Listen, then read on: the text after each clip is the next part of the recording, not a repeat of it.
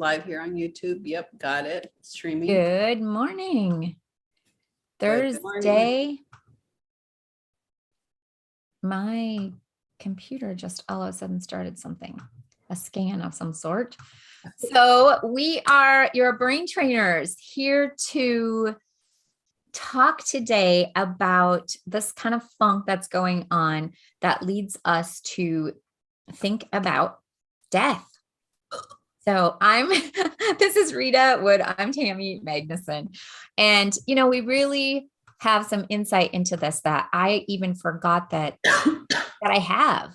So I think it's going to be great to hear from you, Rita, on what do we do when we're seeing death, we're hearing death, and we're worried about our loved ones dying, or maybe they have.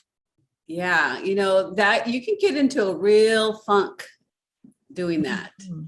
And if we have our reticular activating system activated and looking at death, seeing death, feeling death, knowing what death is or isn't, and whatever we make up our minds about death, we're all going to die. We're all going to die. That's right. You're going to die. I'm going to die. Our kids are going to die. It's going to happen. But how we respond and how we act today about that is what's going to give us life. And so you had a story I thought was really good. A valiant dies one death and a coward dies many deaths. And that to me for a long time was like, what does that mean? What does that mean? I wasn't really grasping what that meant. And for me, it meant that I'm self-torturing myself, right? Totally. Self-torturing, putting myself in situations, thinking of other people in situations and who's going to die. And so that fear, that cowardness is repetitive and it keeps going and going and going and going.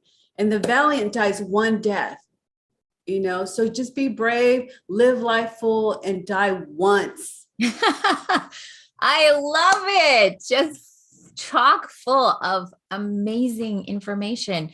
And I think what was happening for me, because this is something I commonly did, guys, I would see an animal on the side of the road and I would think, oh, what did it feel like to die like that? Like to be hit. And I would go into this imagination of pain. What do you think my body started doing? It started breaking down and being in pain all the time.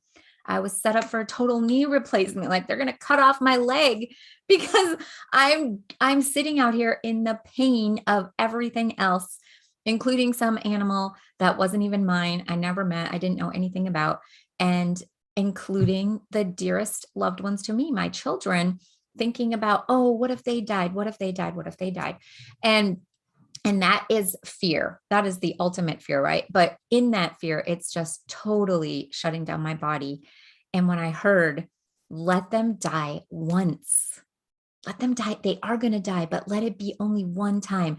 Don't make it up in your mind. Don't create the scenario. Don't imagine it. It is a horrible use of your lovely, wonderful, most magnificent brain. And so I needed to learn some skills and tools to interrupt that and stop myself, because I was the only one aware of it. If you were sitting here talking to me, I'm riding down the road, you would not know that my brain is going into woo, like on death and pain and what it feels like to be that hurt. And I think we get really versed in that, very skilled. Worry. And sometimes it's so automatic. It is so automatic. We don't even think, like you said, you're not even thinking that you're doing that. And I think what happens is that if we know that circumstances are going to occur, that now, right? That you're going to learn how to drive, how to buckle your seatbelt. If you learn how to drive your own brain today, yep. How to stop those intrusive thoughts, how to redirect your brain, how to step out of that funk and get yourself into a new state of being, seeing, hearing, thinking, that your life can be better. And it might take increments. It's gonna be a minute, or it could just be in one snap. You could snap it once and be like, I'm out of that. flip it, change it. Exactly. Not going back there to that inner pain, right? If you want inner peace, what do you have to practice? I wanted peace. I wanted happiness. I wanted fun, but I was practicing pain and death over and over and over. And it's easy to do when you see it online all the time, or you know, the times and the funky things that are going on right now. This is where you get to do this for yourself. Be in control of it. So then I started becoming aware. Like I would, maybe be afraid that one of my kids was going to get hurt or something. I'll be like, stop it, let it go. Just let it go. You're right here. Let it go. And what I'm doing is feeling my fingers and I'm telling my subconscious, let that go. But now what I'm going to do is direct it into what I do want. And I use a happy memory. And the reason a happy memory is so super effective is because all you have to do, I don't have to try to be happy. I don't have to try to stop thinking about death. When I'm in my happy memory, my body does it for me. And I just anchor that into my body by using my wrist. And I say, deep breath in, blow it all out, peace. And what I'm doing now is imagining in my body, petting my whale, imagining her come up to me, seeing her breathe, hearing that sound and watching her do this little purr that she did. And I'm noticing the ocean, the smells, all of that stuff. I'm right there. And my brain will do that for me. And if you can hold that for 90 seconds, so many things will change for you. So what's happening is you're in a state of hypnosis, right? You're in a state of something that's not happening presently that you're imagining, and it's not benefiting you. Get out of that, say, let it go, and use your happy memory instead to bring in those good feelings automatically for you. So it's not trying.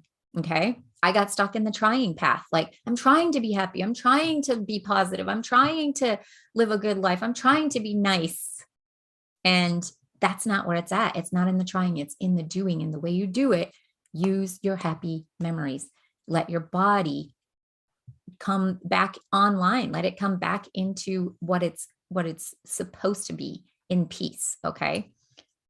And you do that by training your brain that way. Anything else, Rita? No, I think that was super great. You know, if you find yourself going there, redirect it. You know, you do your tapping, you do smiling, you breathe, you keep playful, go to your happy. Singing, dancing. Sometimes if it's a really big, stressful situation, you got to do something bigger than it. Okay. Go jump on your trampoline, go dance, put on some music, make something really big and impactful to bring you out of that state. Say, let it go, and then go practice your happy memory. And this will definitely change your ability to stop. Now, automatically, I don't even think about death. Automatically. It's not like, it would have to be something large for me to notice it. And that's freedom.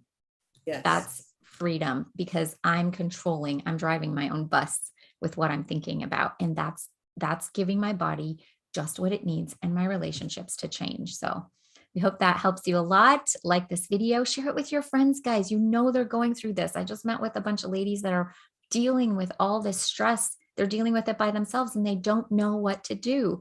And this is how your brain is created and how it's made. So work with it. Okay. Share it, like it, subscribe, click those notification buttons, and you can join us by coming into our group as well, which we'll post below for you guys.